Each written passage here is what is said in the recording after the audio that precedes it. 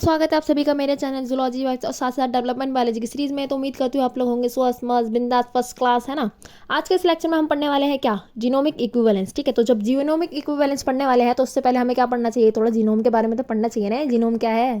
तो चलो मेरे साथ मैं बताती हूँ आपको जीनोम के बारे में, जीनोम क्या होता है। ठीक है, तो जीनोम क्या है, जीनोम है बेसिकली एक single set of all our genes. हमारे बॉडी में जितने भी जीन है उनका एक सिंगल सेट को हम क्या कहते हैं, जीनोम। फिर आप अगर इसमें मक्खन पॉलिश करके बोलना चाहिए तो आप क्या बोल सकते हैं, amount of DNA associated with a haploid site of chromosome. एक हैप्लॉइड साइट जो होता है क्रोमोसोम में, उसमें जितना भी जीन आया, डीएनए में तो जीन ही होता है ना, जितना भी जीन आया उसका एक हैप्लॉइड साइट को हम क्या कहते हैं, जीनोम।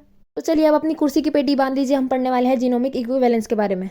जीनोमिक इक्विवेलेंस एक सिंपल सा फंडा है जो आप लोग बचपन से पढ़ते आए जा रहे हैं। ठीक है, इस सेंचुरी में आपकी जो स्टडीज हुई थी, साइटोलॉजिकल स्टडी, वो आपको बताती है कि आपकी बॉडी में जितने भी सेल्स है, जितने सोमैटिक सेल्स है जो भी है, वो आपके एक सिंगल फर्टिलाइज एग जो होता है उससे डेवलप हुए हुए हैं, है ना। मानते हो कि नहीं मानते, सब मानते हैं इस बात को, तो हाँ भाई ये तो सच है। जीनोमिक इक्विवेलेंस ये कहते हैं जितने भी आपकी बॉडी में सोमैटिक सेल्स होते हैं सबका जो जीनोमिक कंटेंट होता है वो इक्वल होता है। तो मैम ये तो बच्चे वाली बात है, हटाओ हम तो नहीं लेक्चर देंगे। भाई लेक्चर मत छोड़ो, अभी एक्सपेरिमेंट भी तो सुनो इन्होंने क्या करा। ठीक है, अब एक्सपेरिमेंट किस लिए करा, ये चेक करने के लिए ना कि जो भी सोमैटिक सेल है सबके पास सारा जेनेटिक मटेरियल होता है कि नहीं होता, सेम जेनेटिक मटेरियल होता है कि नहीं होता, इसके लिए तो एक्सपेरिमेंट करा, है ना। सबसे पहला एक्सपेरिमेंट ये होता है वो 1950s में करा था आपके रॉबर्ट ब्रिक्स और थॉमस किंग्स ने।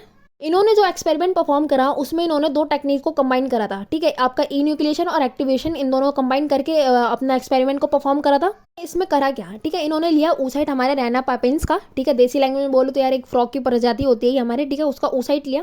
सबसे पहले इन्होंने एक्टिवेशन करवाया, इस oocyte का करवाया activation bye pricking it with a स्ट्राइल needle. जैसे हमने स्ट्राइल नीडल डाला तो जितने भी आपके साइटोप्लाज्मिक और बायोकेमिकल रीअरेंजमेंट में चले गए, जितने भी आपके जो फर्टिलाइज्ड एग से रिलेटेड होता है, जिससे एसोसिएटेड होती चीज़ होती है फर्टिलाइज करने के लिए एग को, ठीक है, वो सारा रीअरेंजमेंट हो गया। और साथ ही साथ जो सेकंड मेयोटिक डिवीजन थी एनिमल पोल साइड, वो भी कंप्लीट हो गई। ठीक है, जब एक्टिवेशन हो गया इस oocyte का, उसके बाद इन्होंने क्या करवाया, उसका करवा दिया इन्यूक्लिएशन। इन्यूक्लिएशन कैसे करवाया, इन्होंने कर दिया oocyte को पंचर। अब जैसे ही पंचर किया, जो भी स्पिंडल फाइबर्स, जो भी क्रोमोसोम था वो सारा कहाँ आ गया, बाहर आ गया। ठीक है, तो इस तरीके से क्या हो गया, सेल का हो गया इन्यूक्लिएशन। अब क्या करेंगे, अब लेंगे हम एक डोनर सेल। ठीक है, उस डोनर सेल में से क्या कर लेंगे, न्यूक्लियस को रिमूव कर लेंगे। अब एक माइक्रोपेप्टाइड की हेल्प से जो हमारा एक्टिवेटेड और इन्यूक्लिएटेड oocyte था उसके अंदर इस न्यूक्लियस को इंसर्ट करवा देंगे। अब इंसर्ट कराने के बाद इसको ग्रो करवाएंगे। जब ये ग्रो होगा तो हमने क्या देखा, हमारा जो एक फुल्ली फॉर्म टैडपोल था वो बन गया। ठीक है, तो यहाँ से जो हमारे ब्रिक्स और किंग्स थे, इन्होंने क्या कंक्लूड करा, इन्होंने हमें कंक्लूजन दिया कि जो डेवलपमेंट है, अर्ली स्टेज में जो भी डेवलपमेंट होती है, जो भी सेल होते हैं वो टोटीपोटेंट होते हैं, उनके पास पोटेंसी होती है पूरा का पूरा एक ऑर्गेनिज्म बनाने के लिए। इसलिए जब हमने उधर के उधर लोकेशन कर ली तो उससे क्या हुआ, जो भी पूरा ऑर्गेनिज्म था वो तो फुल्ली डेवलप हुआ। बात सुन लो, इन्होंने क्या कही थी ब्रिक्स और किंग्स ने, इन्होंने एक बात और कही थी कि जो भी हमारे सोमैटिक सेल होते हैं जब वो एक डिफ्रेंशिएट हो जाते हैं, डिटरमाइन हो जाते हैं, जैसे इन्होंने क्या करा, टैडपोल के टेल वाले रीजन का एक सेल लिया, उन सिमिलर एक एक्सपेरिमेंट करवाया, तो इन्होंने क्या देखी, जो डेवलपमेंट थी वो नहीं हुई। ठीक है, तो यहाँ से इन्होंने क्या कंक्लूड करा, स्टार्टिंग के स्टेज में जो सेल होते हैं वो टोटीपोटेंट सेल होते हैं, आगे डिफ्रेंशिएट होने के बाद उनका डेवलपमेंट नहीं हो पाता, वो किसी और चीज़ में चेंज नहीं हो पाते एनवायरमेंट के अकॉर्डिंग। ठीक है, अब आगे की बात सुनो। इस पे ना रिसर्च जो होती है वो जारी रही, रिसर्च जो है चलते रही चलती रही चलती रही चलती रही चलती रही चलती रही।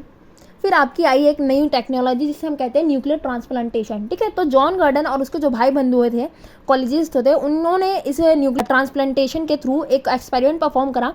उन्होंने क्या करा, एक फर्टिलाइज फ्रॉग का जो एग था उसके न्यूक्लियस को रिप्लेस कर दिया। तो इस एक्सपेरिमेंट में इन्होंने क्या करा, इन्होंने एक फर्टिलाइज एग का जो न्यूक्लियस था उसको रिप्लेस करवा दिया टैडपोल के जो इंटेस्टाइनल सेल था उसके साथ। अब रिप्लेस करवाने के बाद इसकी डेवलपमेंट देखी। ठीक है, जब डेवलपमेंट ग्रो करवाने के बाद डेवलपमेंट जब देखी तो उन्होंने क्या देखा, एक न्यू पूरा का पूरा फ्रॉग जो है, एक कंप्लीट फ्रॉग डेवलप हो गया। ठीक है, ऑल्दो उसके जो सक्सेस रेट थे वो बहुत ज़्यादा लो थे, बट जो पूरा ऑर्गेनिज्म है, जो पूरा फ्रॉग था वो डेवलप हो गया। यहाँ से ये चीज़ कंफर्म हो गई, जो एक मैच्योर सेल होता है, सोमैटिक सेल जो होता है एक मैच्योर, वो भी कंटेन करके रखता है सारे का सारे जो जेनेटिक इन्फॉर्मेशन है उसको। ठीक है, जब भी तो वो चेंज कर दिया, जो अपना एक्सप्रेशन था उसको चेंज कर दिया। और ये जो एक मेजर लैंडमार्क था एक एनिमल डेवलपमेंट के लिए। ठीक है, इसको ये रिसर्च ऐसे इस एक्सपेरिमेंट को प्रूव करना, कंफर्म करना कि सारे सोमैटिक सेल्स के पास पूरा का पूरा जेनेटिक मटेरियल रहता है सेम टू सेम। तो भाई ये जो हमारी न्यूक्लियर ट्रांसप्लांटेशन की टेक्निक थी, बड़ी मस्त चीज़ थी, बड़ी अच्छी टेक्निक थी। ठीक है, इनसे हमने काफ़ी सारे जो क्लोन्स थे उनको बनाने की कोशिश करी है और इवन बनाया भी। ठीक है, जिसमें से एक क्लोन के बारे में मैं आपको बता देती हूँ। ठीक है, तो 1997 में हमारे लैन विलमेट थे और उनके जो भाई बंधु जो कॉलेजिस्ट थे, उन्होंने डेमोन्स्ट्रेट करा जितने भी सोमैटिक सेल होते हैं वो एक अडल्ट स्टेज में आने के बाद भी पोटेंसी रखते हैं अलग अलग टाइप के स्टेज में डिफ्रेंशिएट होने के लिए। मतलब एक जो सेल है वो डिफ्रेंशिएट होने के बाद भी कैपेबल होता है अलग अलग टाइप का जो सेल है वो बनाने के लिए। डिफ्रेंशिएट होने के बाद भी, सोच रहे हो इन्होंने कितनी बड़ी बात बोली, तो इन्होंने हवा में तो तीर मारा नहीं होगा, है ना भाई, एक्सपेरिमेंट करवाया होगा। ठीक है, तो इनके जो एक्सपेरिमेंट का रिजल्ट था वो था डॉली शीप। ठीक है, अब बता दी इन्होंने कैसे बनाया। पहले इन्होंने एक जो एडल्ट शीप थी उसके मेमोरी ग्लैंड का एक सेल लिया, उससे न्यूक्लियस को रिमूव करवाया, ठीक है। उस न्यूक्लियस को इन्होंने ट्रांसप्लांट कर दिया एक एग में, जो इन्होंने एक अलग स्ट्रेन की शीप से ऑब्टेन किया था। उसके बाद इस एग को, उसी एग को जो ट्रांसप्लांट न्यूक्लियस को कंटेन करता है, उसी को इम्प्लांट कर देंगे एक प्रेग्नेंट शीप में, ठीक है। उसके बाद डेवलपमेंट देखेंगे, ठीक है। तो भाई ऐसा इन्होंने 434 टाइम्स ऐसे oocyte को बनाया और ऐसे oocyte को ट्रांसप्लांट करा, बट एक ही oocyte जो है उसमें सर्वाइव कर पाया, जिसको इन्होंने, जो डेवलप हुआ, जो शीप बना, उसको नाम दिया इन्होंने डॉली शीप, क्योंकि भाई उस शीप में इन्होंने बहुत मेहनत करी थी, बहुत लाड प्यार से बनाए थे, इसलिए उन्होंने अपने उसको नाम दिया डॉली शीप। तो भाई ये तो फाइनल प्रूफ हो गया आपके जीनोमिक इक्विवेलेंस का, कि सारे सोमैटिक सेल्स के पास क्या होता है, सारा जीनोमिक मटेरियल होता है, टाइम के अकॉर्डिंग और इन्वायरमेंट के अकॉर्डिंग चेंज कर सकते हैं। पहले ये भी तो हो सकता था ना यार, ये लोग सोच रहे थे कि जैसे जैसे डेवलपमेंट होती जाती है तो जेनेटिक मटेरियल जिस चीज़ के लिए एक्सप्रेस होता है सिर्फ वही जीन रह जाता है सेल में, और बाकी सारी जो जीन है वो डिजनरेट हो जाते हैं या वो डिग्रेड हो जाते हैं, ठीक है।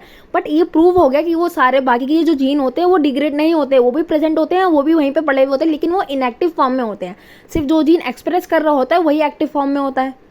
चलो यार, बड़ा खचपच होगा जीनोमिक इक्विवेलेंस का, अब थोड़े पढ़ लेते हैं इसके एक्सेप्शन के बारे में। तो चलो, एक्सेप्शन ऑफ जीनोमिक इक्विवेलेंस। तो सबसे पहला जो जीनोमिक इक्विवेलेंस का एक्सेप्शन आपके सामने आता है वो है क्रोमेटिन डिमिनुएशन, ठीक है। इसमें क्या होता है, जीन का लॉस होता है, ठीक है। और ये आपको किस में देखने को मिलता है, आपको निमेटोड्स में देखने को मिलता है।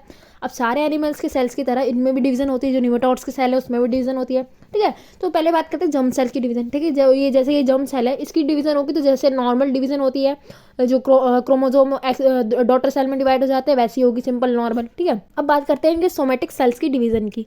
इस डायग्राम को गौर से देखो, ठीक है। ये है एक सोमेटिक सेल, इसमें जब डिवीजन होगी तो क्या हो रहा है, क्या दिख रहा है आपको, यहाँ पे कुछ पोर्शन जो है, इस जो जीन है, जो भी डीएनए है उसका वो रिमूव हो गया है, और आगे जाके जब डिवीजन हुआ तो अनइक्वल वे में हुआ है। टाइम सेल के डिवीजन के टाइम कुछ जीन का लॉस हो जाना, इसी को हम क्या कहते हैं, क्रोमेटिन डिमिनुएशन, ठीक है।